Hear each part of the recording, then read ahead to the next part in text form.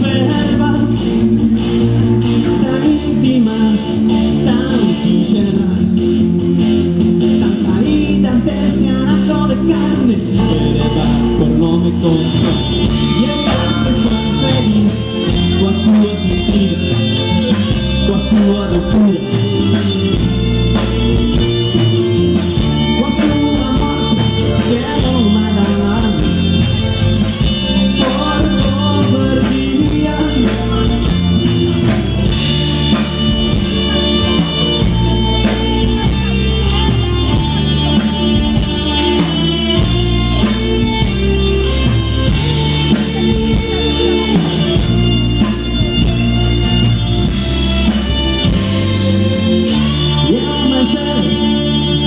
Andando, distraídos por la vida,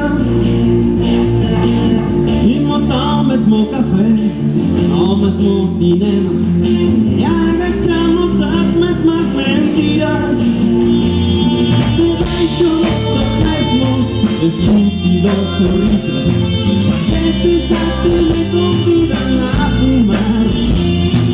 Os meus inimigos cando me acolteram, ainda vão seguir clamando, meu querido amigo, meu querido